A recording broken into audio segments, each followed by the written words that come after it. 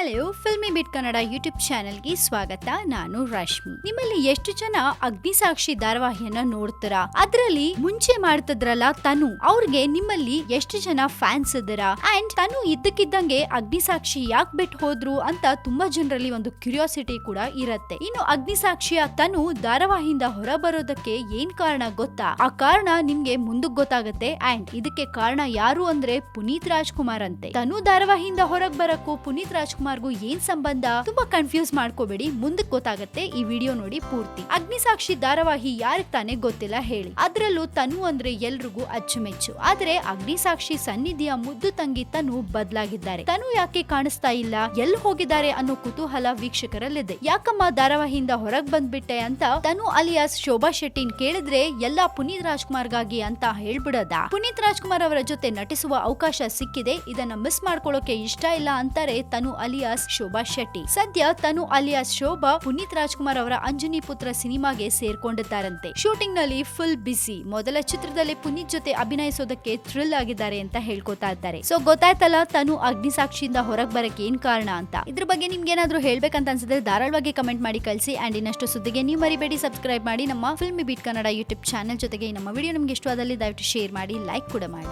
Hi, ನಾನು ಶ್ರದ್ಧಾ ಶ್ರೀನಾಥ್. ನಾನು ನಿಮ್ಮ ಶೀತಲ್ ಶೆಟ್ಟಿ. ನಾನು ನಿಮ್ಮ ಪ್ರೀತಿಯ ಅದಿತಿ ಪ್ರಭುದೇವ ಮಾತಾಡ್ತಾ ಇದ್ದೀನಿ. ಎಲ್ಲ ಸ್ಯಾಂಡಲ್ವುಡ್ ಮೂವೀಸ್ ಅಪ್ಡೇಟ್ಸ್ಗೆ, ಸ್ಯಾಂಡಲ್ವುಡ್ ಸುದ್ದಿಗಳಿಗೆ, ನನ್ನ ಸಿನಿಮಾ ಅಪ್ಡೇಟ್ಸ್ಗೆ Filmibeat YouTube channel subscribe ಮಾಡಿ.